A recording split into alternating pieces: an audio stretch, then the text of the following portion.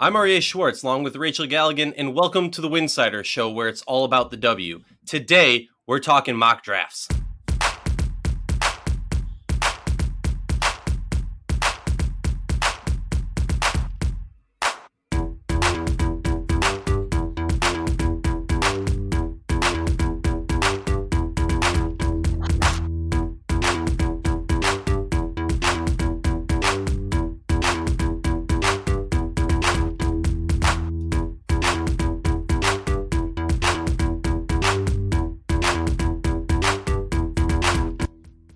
If you like our show, please consider joining our Patreon community. For less than a cup of coffee a month, you can directly show support for the hard work we do covering the W. One announcement before we get going on this show. For all of our Patreon subscribers, this is a breaking news, if you will. We will be doing a live stream of the draft with a few of our notable voices from Winsidr, so you can see all of our reactions live. Parental advisory, there probably will be swearing involved, so just be aware of that. All right, on to today's show. Today we have a special guest, the mastermind behind Winsidr's mock drafts, B Terrell.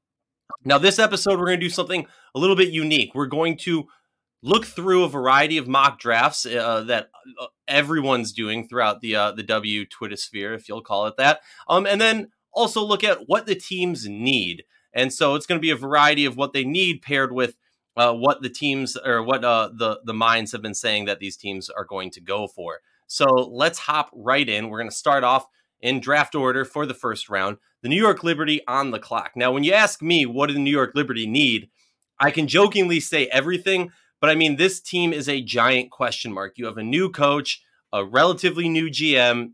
You can argue and say that they need to fill the guard spot, but I would say, you could really fill any spot. There's a lot of question marks with this team. I'm curious, Rachel, on your take, what's something that New York needs? And then talk to me about who you're hearing they're taking, because I heard there's a big question mark on who they might take with the first pick.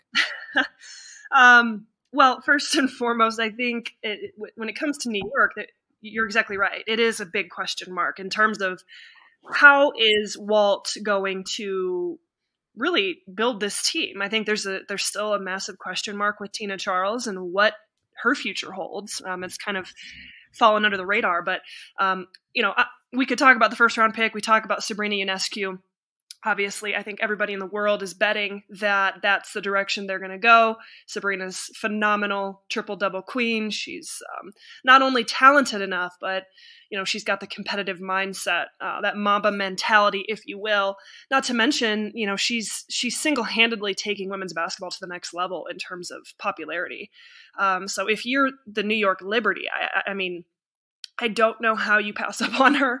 I think there's a pretty major consensus with that. However, I do think it's important to note that her teammate, Satou Sabally, is extremely talented. And I'm going to go ahead and just say on record that there is an argument for her to be taken at number one. Now, do I think that'll happen? No.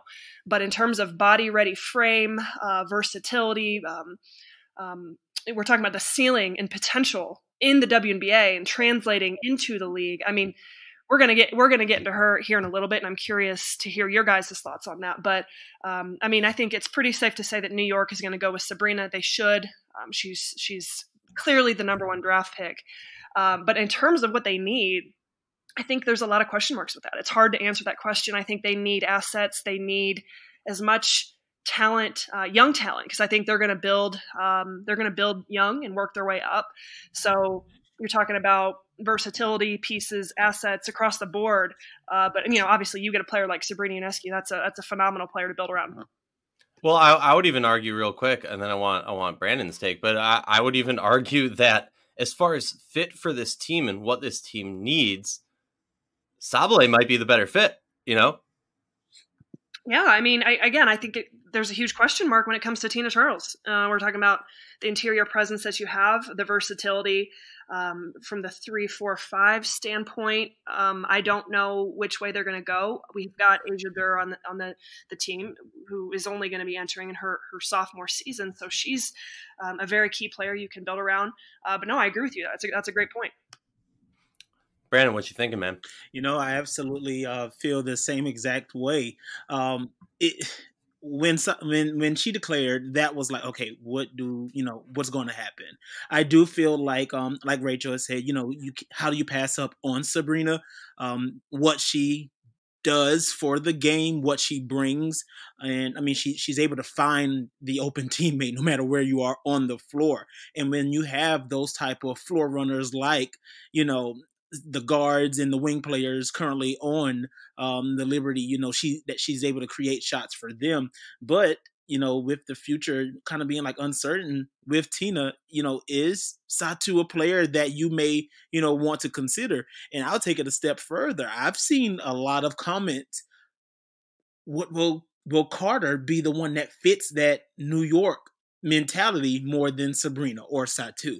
And now that could honestly throw a chink in the chain, if you will. Of course, New York's legendary for their parks, and Carter seems like someone who would embrace that type of environment, and that whole street ball persona.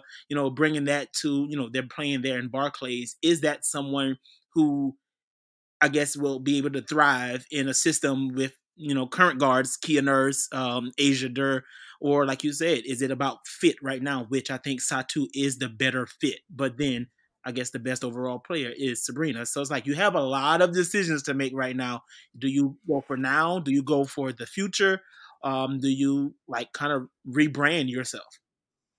Yeah, it's an interesting aspect of the draft that a lot of people overlook, that, not picking in the top four might actually be a benefit in sometimes, because you don't have to, the pressure is not as high on you to make that proper pick. You look at teams a little bit further down in the draft. I mean, well, Dallas is everywhere on the first round of this draft, but teams such as Minnesota, who can kind of say, okay, these are our top players.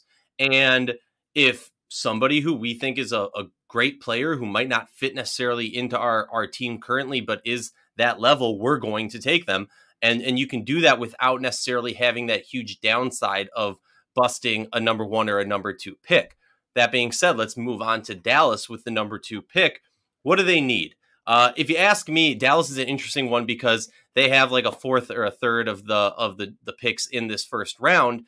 But the interesting part about them is, if you think about what they need, they need a name. Or they could be looking for kind of a step up, a level up in a few of these positions that they have good players. I'm not trying to, knock any of the players on their roster currently, but I think it's definitely possible that you could get a younger or maybe a bit of a more experienced seasoned vet to fill that role and do a better job. Now, when you look at this draft, I think Dallas is kind of facing two options.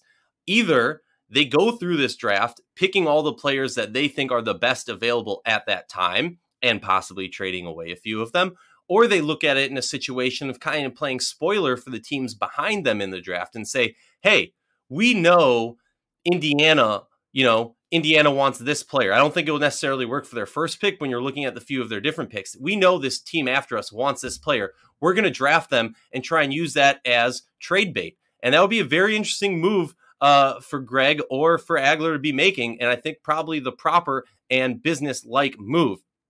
Brandon, talk to me about what you think who Dallas is looking for.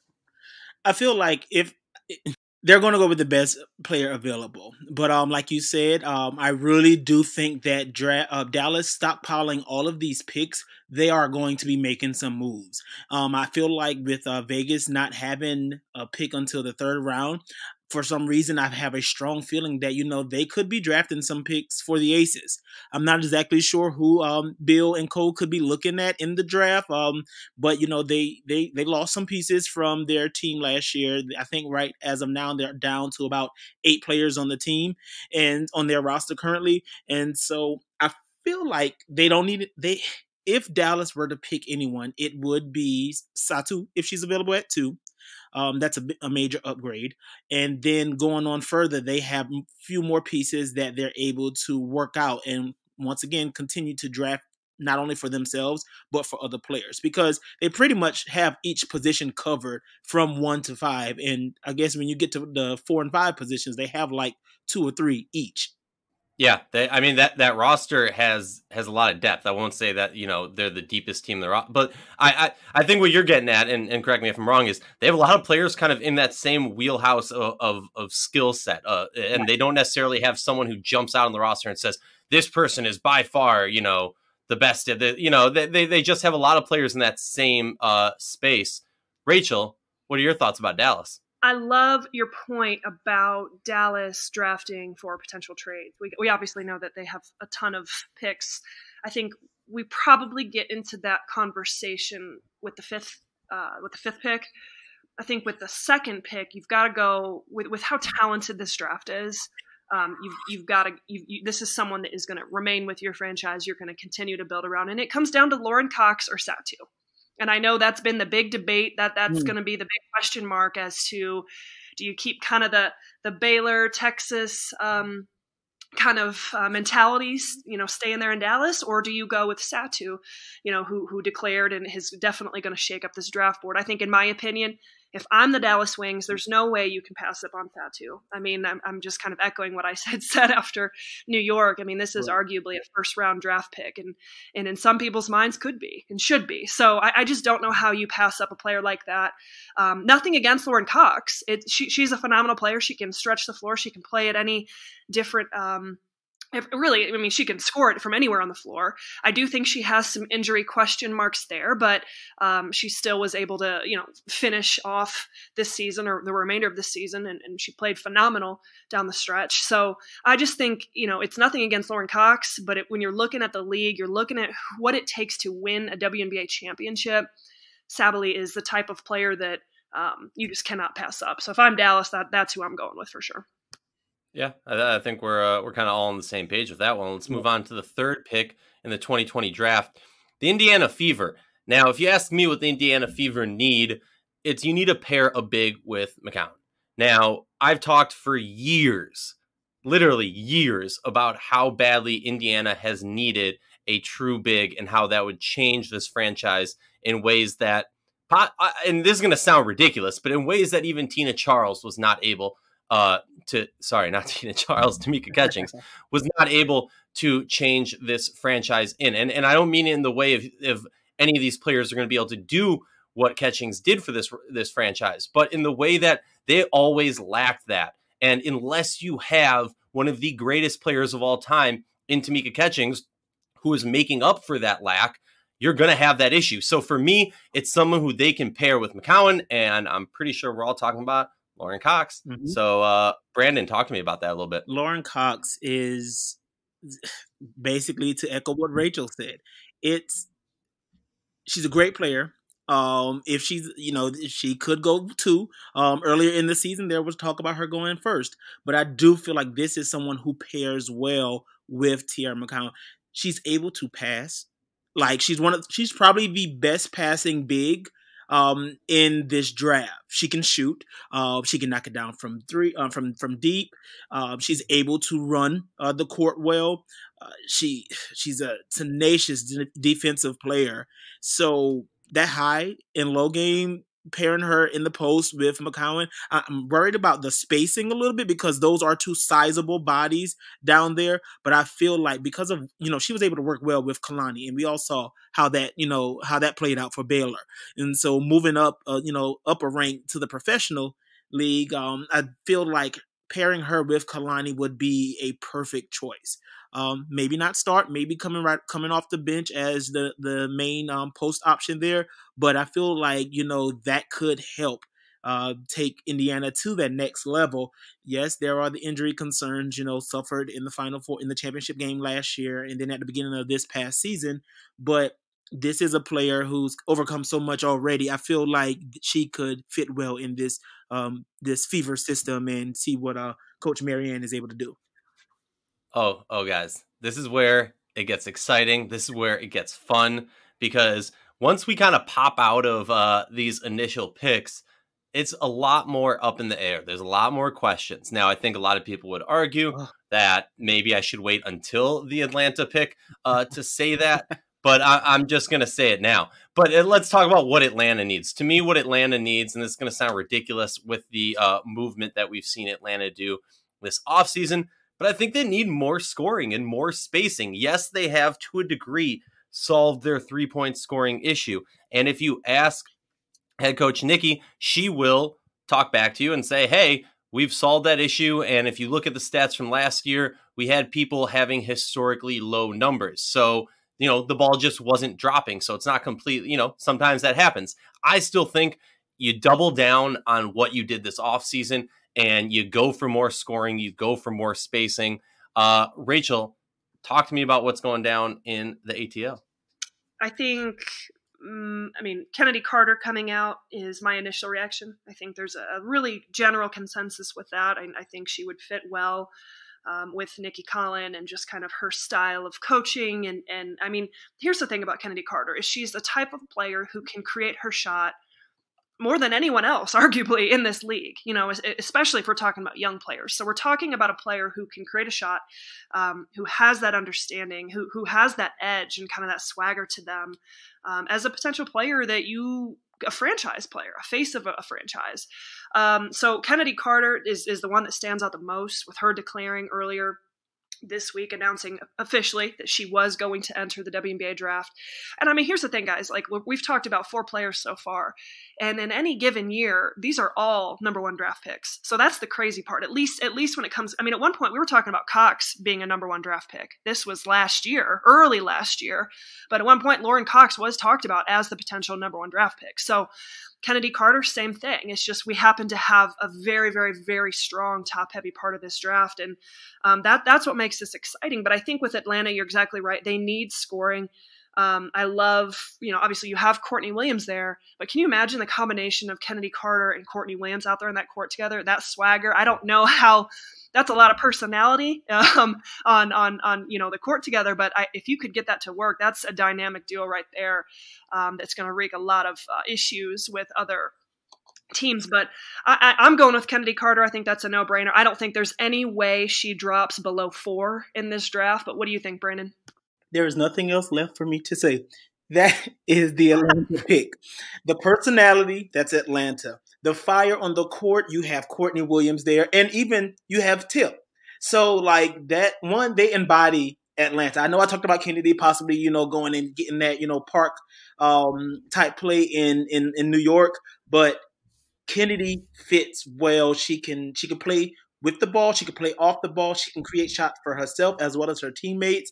She is a gamer. She wants to win.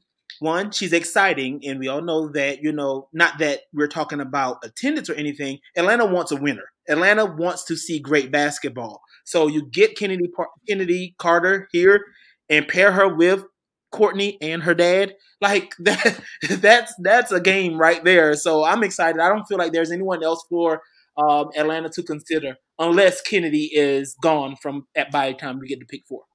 I do kind of feel like potentially that, I don't think it'll go this way, but there is some speculation out there that Megan Walker could creep up into the 4th pick with the Atlanta draft, or Atlanta's pick.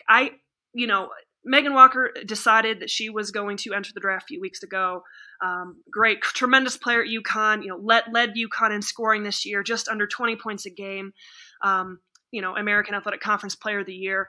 Hell of a player. But the thing about Megan Walker, I think she's a confusing one for me, because she could go anywhere from 4 with Atlanta to early in the 2nd round. And so like this is the one that for me really kind of shakes it up and confuses me, because I don't know how these coaches and GMs are kind of looking at Walker and what she brings to the player or brings to the team, and kind of mentally, her ability and readiness to be in the league. I just think there's so many other players that, we're talking about.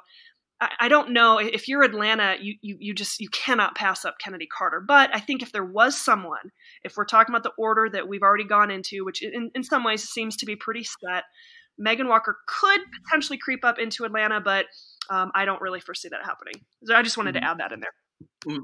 Rachel, talk to me quickly. Carter's weakness, because all we've heard anybody talk about is her offensive prowess, how they call her Big Shot Carter, how she creates her own shot, her shot. Talk about on the flip side. Atlanta is a team that when Nikki joined this staff, when she took over the reins, they made defense kind of their trademark. Talk to me about Carter's defense.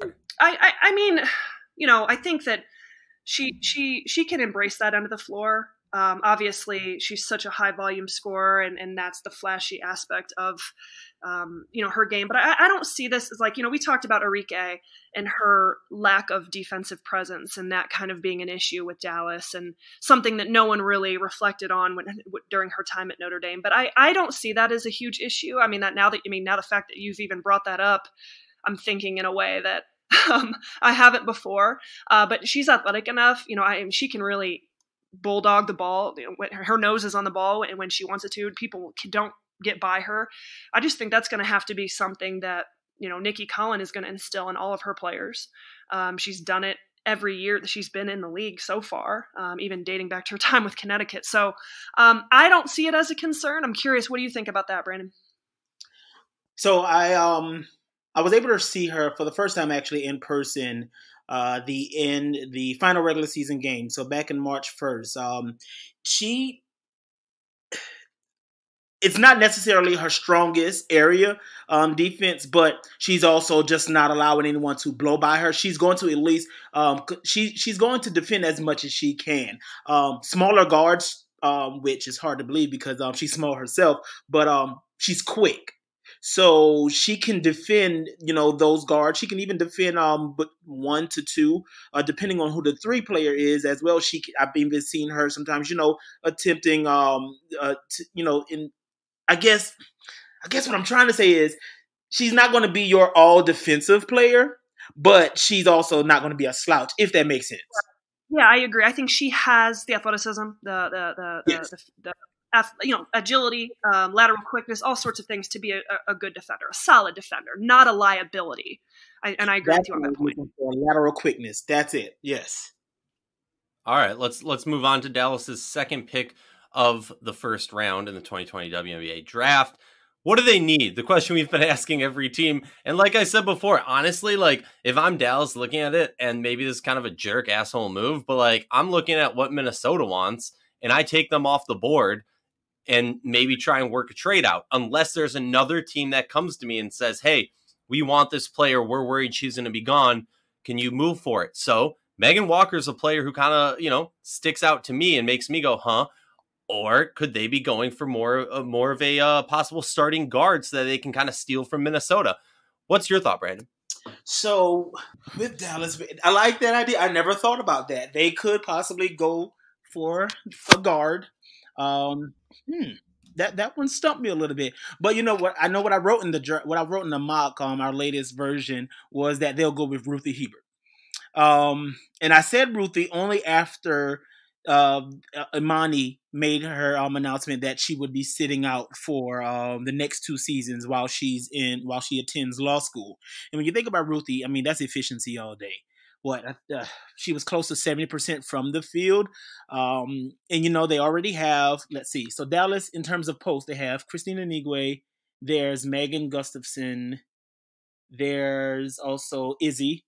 And then they lost Imani. And so I thought that, you know, if they were to take Satu at 2, that would be another big body there. Of course, the chemistry is there if you have Satu and Ruthie. But thinking about it, with Minnesota up next, they could very well take a guard at that position and then try to make a trade. That would be smart. And I feel like if that's the case, would they package that guard that they take at 5 for the 6th pick, or would they want another player from the Lynx roster to basically be able to fill a void for something that they don't have right now? Which is the big question that is, I mean, Dallas holds. Everyone was calling Dallas crazy when they stockpiled all these picks. And to some degree, yeah, but crazy like a fox, because now we're in a position where we're a couple weeks away from the draft.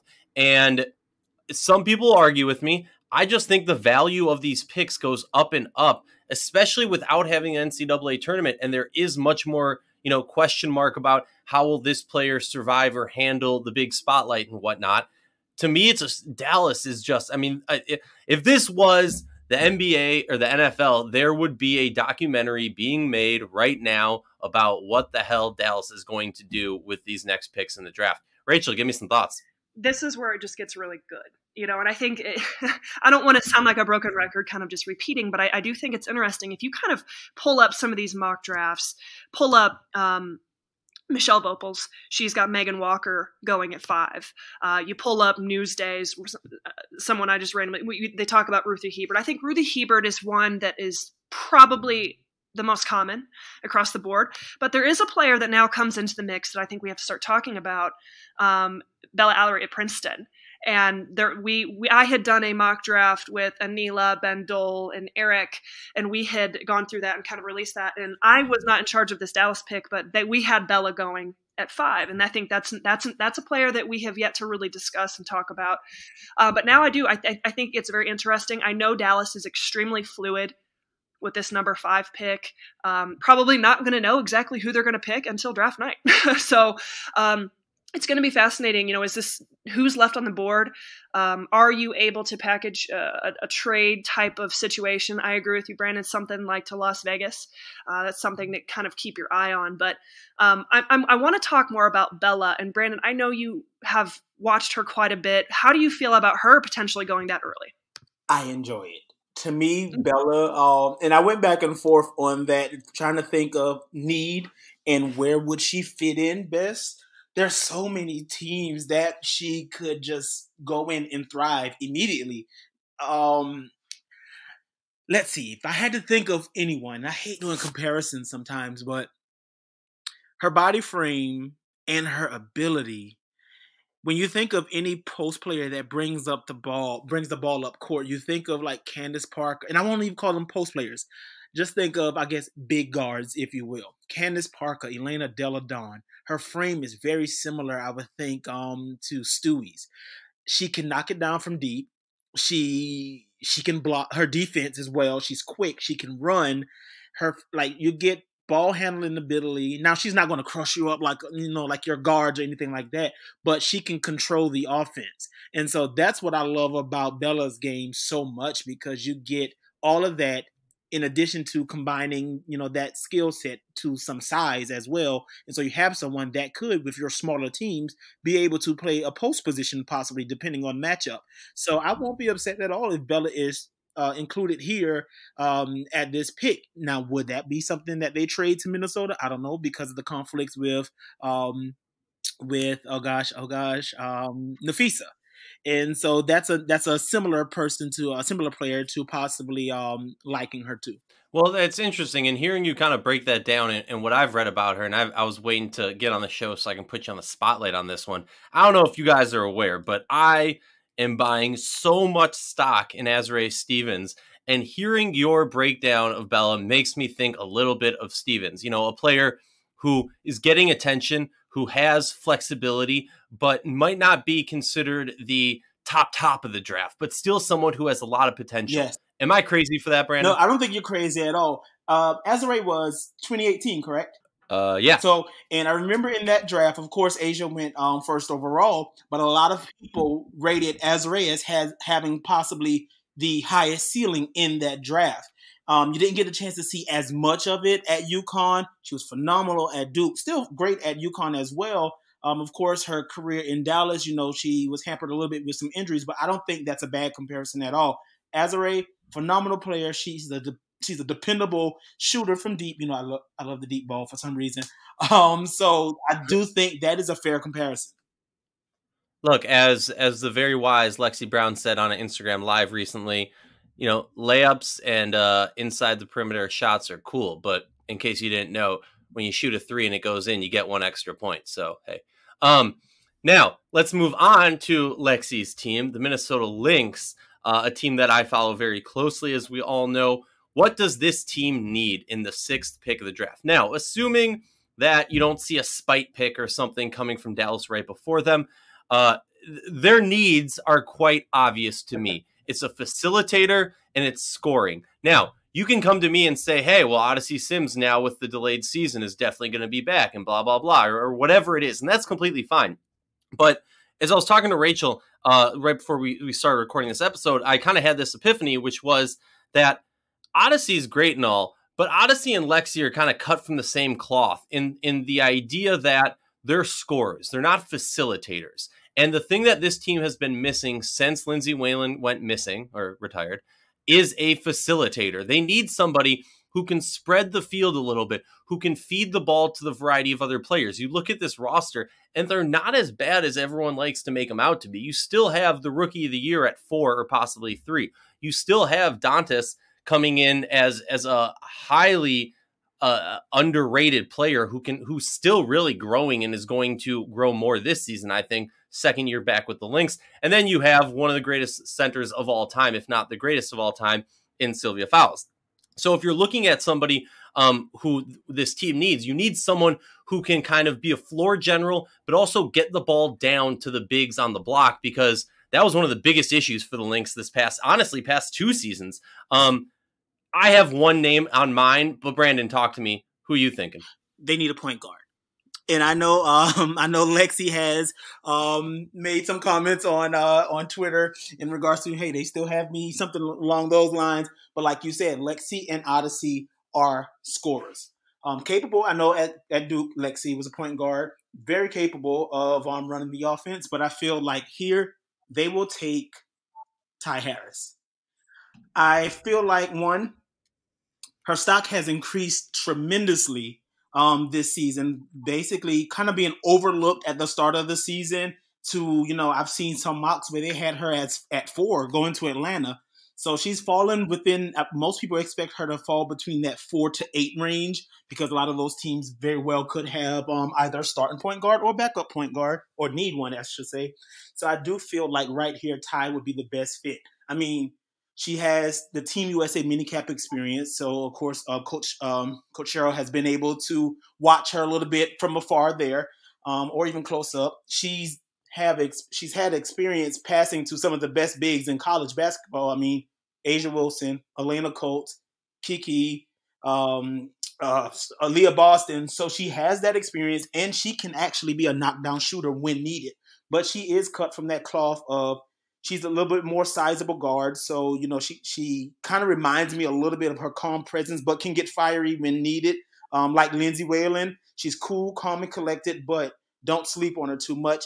She runs an offense well, so I do think that she would be a great fit here. I have to echo it, and I think that she would be such a tremendous fit in Minnesota. I love the idea of Ty Harris working with Cheryl Reeve. Ty Harris just spent 4 years under one of the arguably the greatest guards in the game.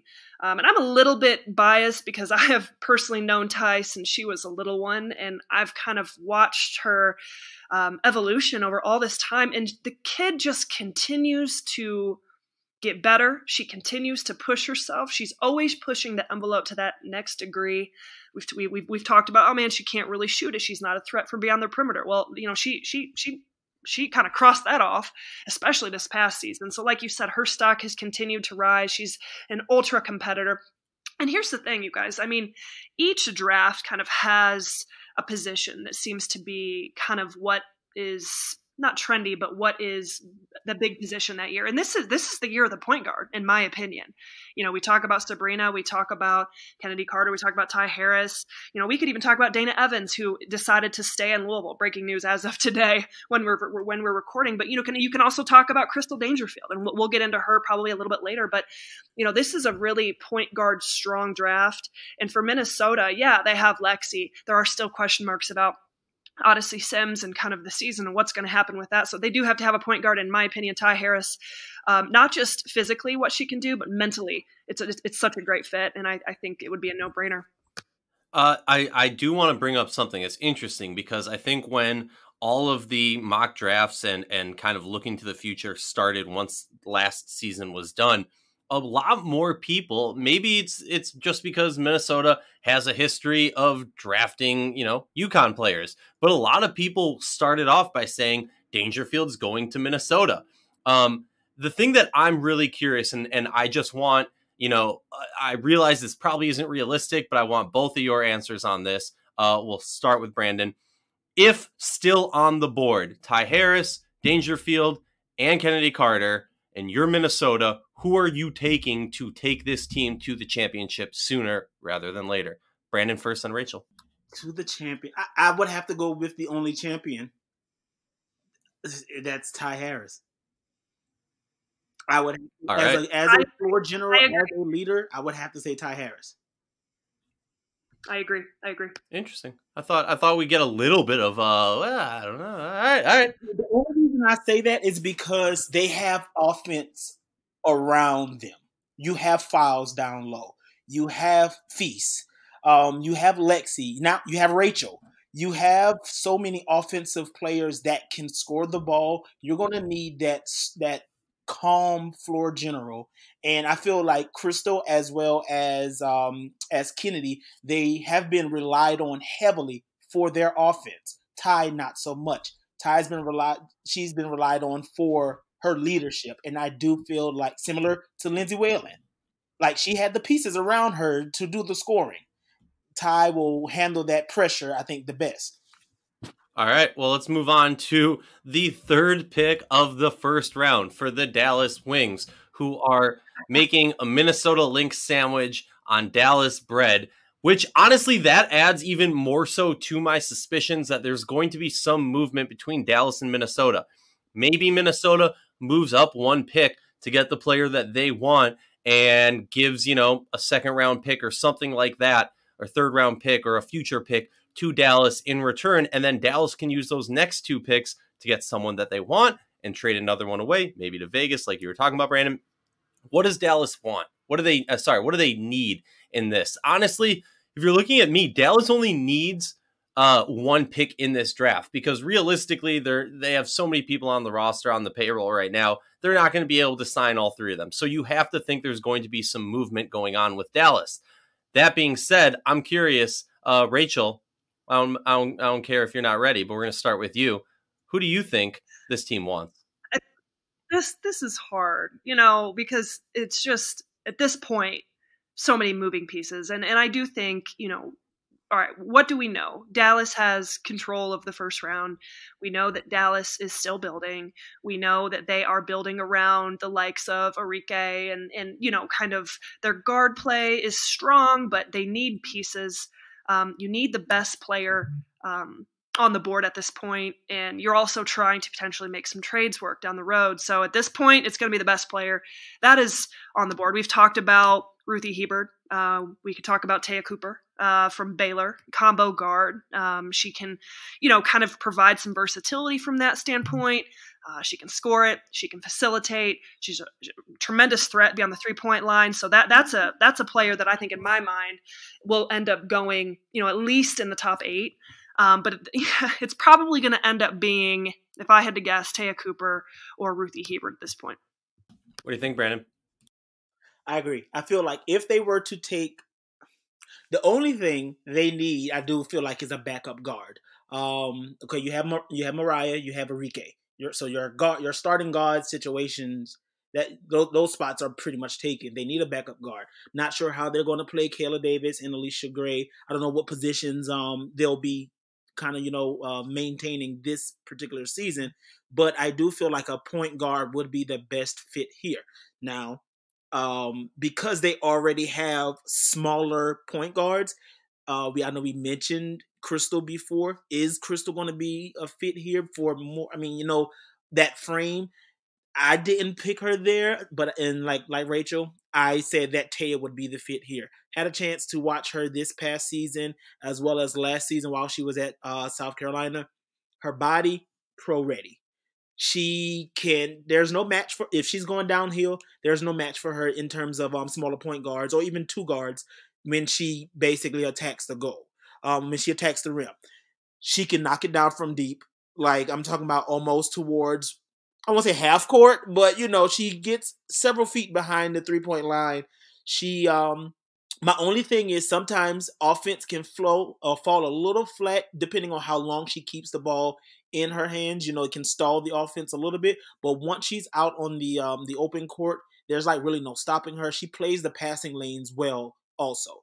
I think she maybe averaged about 2 steals a game or so. Like, so she's not a defensive liability at all. So, you bring a taller body, a bigger body, like her frame is amazing. And then the speed and her relentlessness, to attacking the basket. I do think that's a great fit here coming off the bench as a backup guard. All right, let's move on to the next pick in the draft.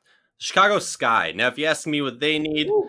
I would honestly just say that they need backup point guards. You know, at some point, Vander Quiggs is going to fall off. Now, not fall off in the sense of being horrible, but they're going to retire eventually. They're not super young players. So you got to start looking to the future. And the moves that they've made, a lot of people might say, oh, they got Colson. Oh, they got, all this, and that. To me, I say, boo hockey, whatever.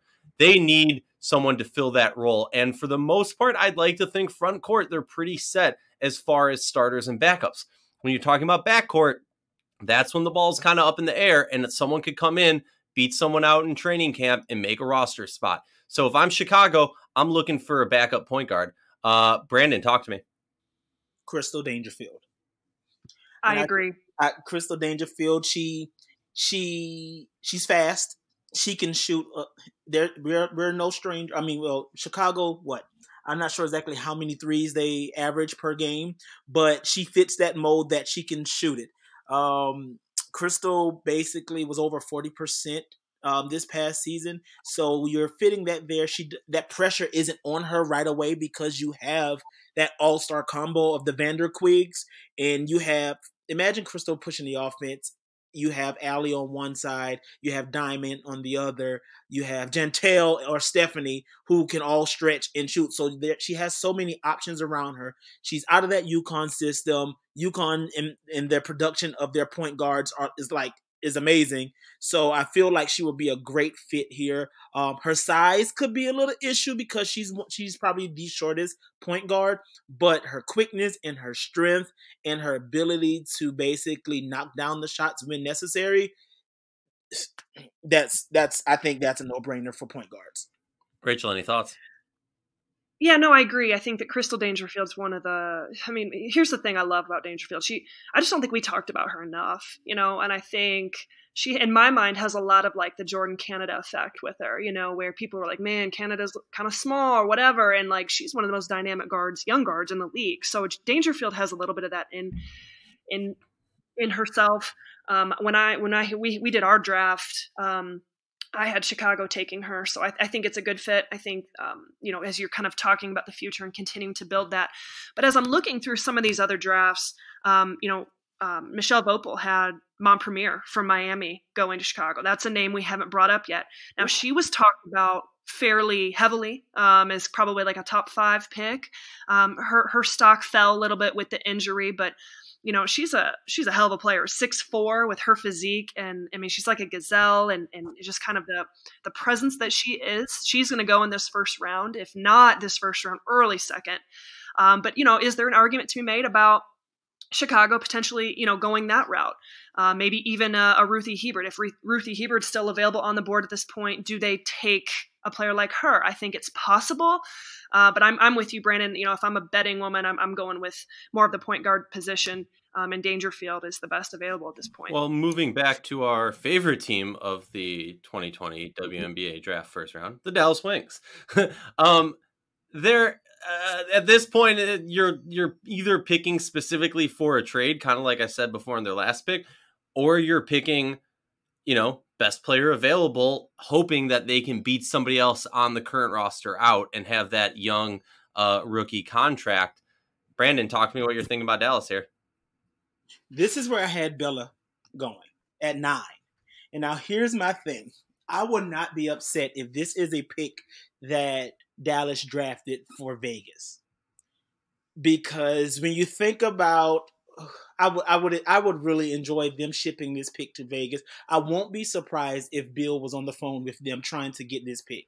I don't know if it would be for cash considerations because they don't have many first or second round picks.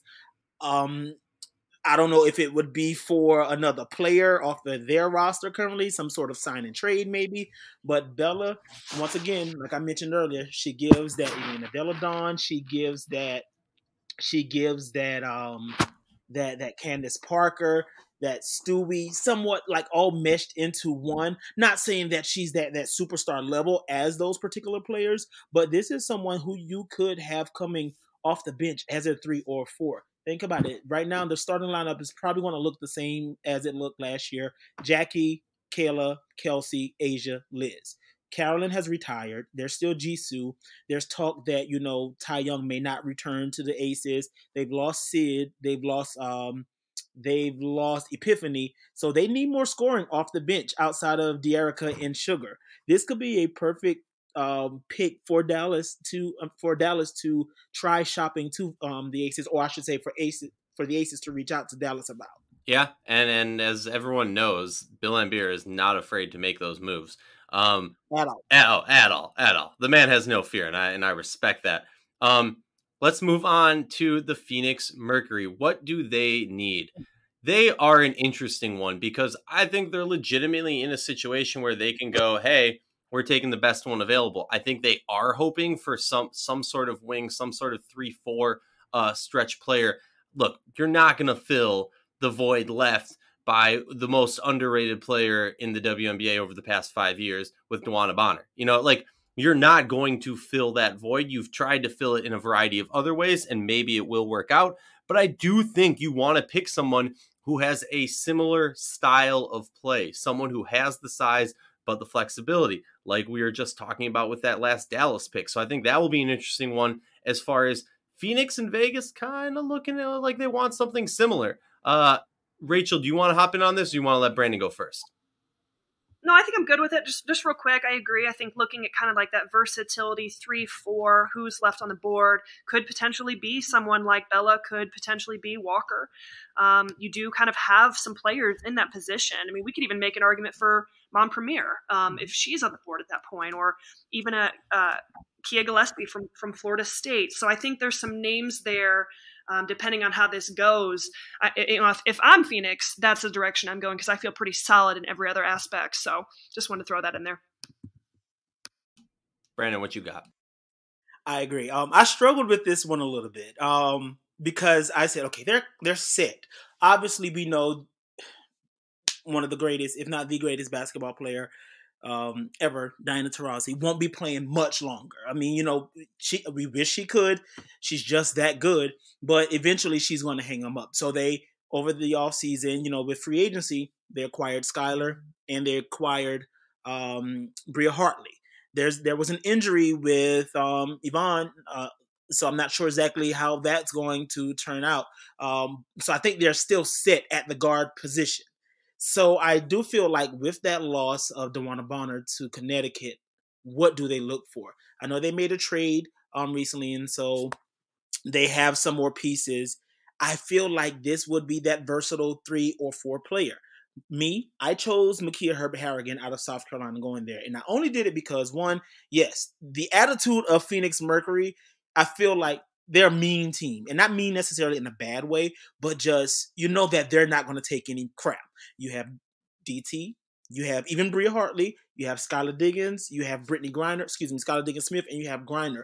I feel like Makia Herbert Harrigan will present that same type of attitude along with, that ability to defend all of the positions on the floor. Because when you think about most post players, there are only a few post players who are above the 6'4" range. So she could very well defend positions 1 through 5. Now, she's not as great of a 3-point shooter as Bonner because she recently incorporated that into her repertoire. But this past season, she averaged a career high, well over 40% of knocking down a deep ball.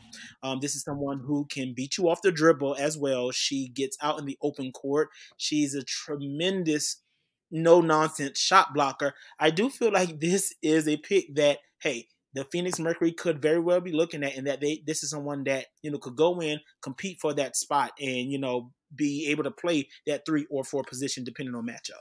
I love it. And we also, if we're going to be talking about that no-nonsense and that smack-talking, hard-nosed basketball player, we always got to drop a line for Sophie Cunningham, a friend of the pod.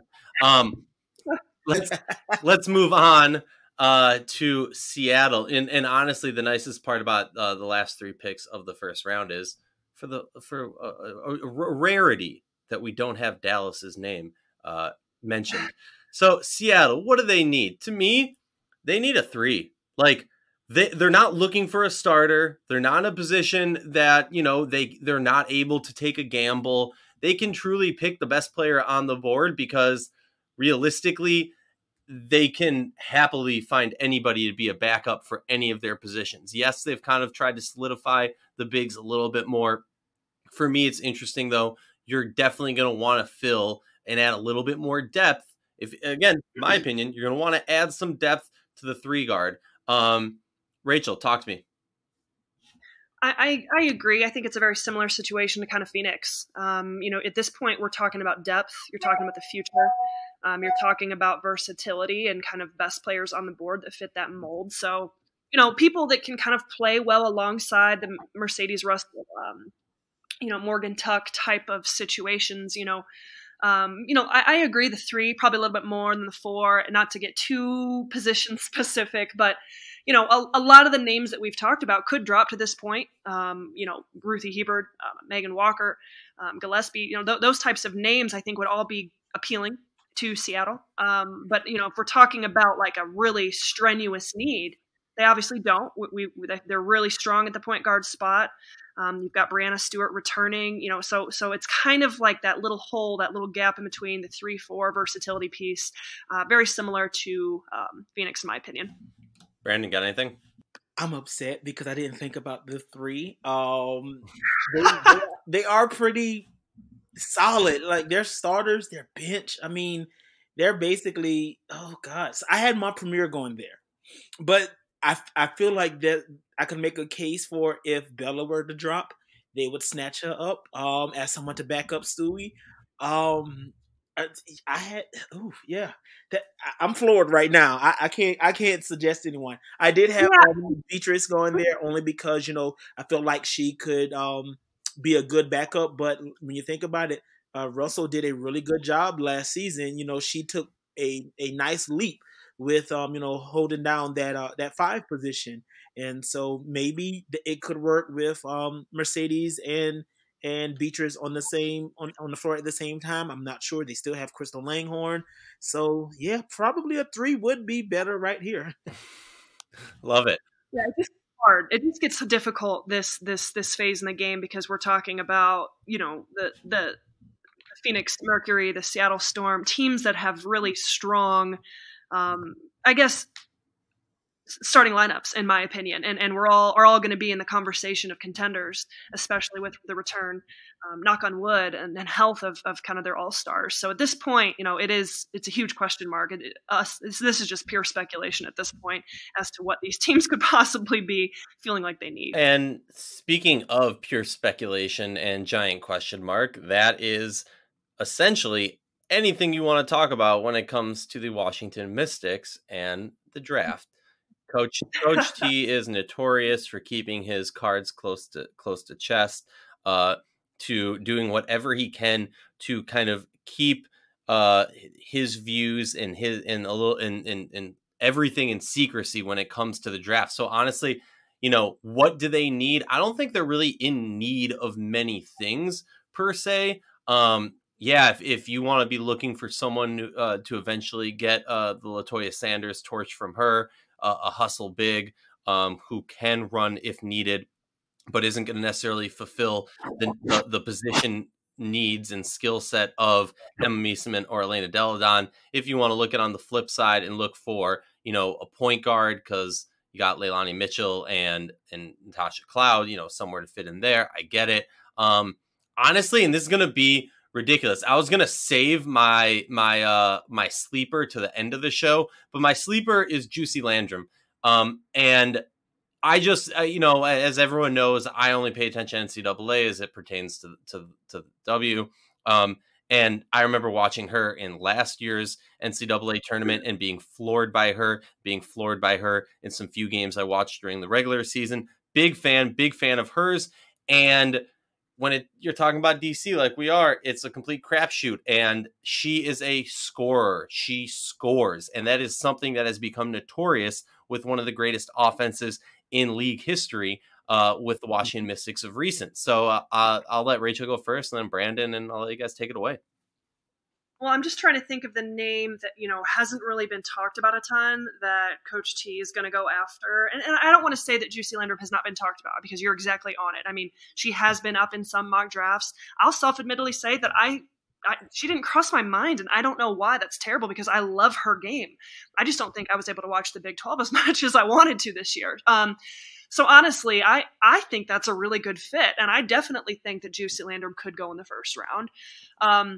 In terms of what they need, I feel like kind of that 2-3. I feel like maybe just another option, a little more depth, a little more versatility, a nice backup in terms of, maybe ability to kind of take some pressure off the point position, but maybe a 2-3 kind of slasher. But like you said, I'm with you. I love that analysis, Aryeh, about just a pure scorer, and Juicy Landrum is that. Rachel mentioned briefly a name that hasn't been talked about much. And that's so funny because for the past few drafts, I've always said that Coach T went with the less heralded players. I mean, when you think about Ariel Atkins, wasn't invited to the draft. He took her. Last year, he went, and of course, we all saw how that played out with Atkins. Last year from North Carolina State, he took Kiara Leslie.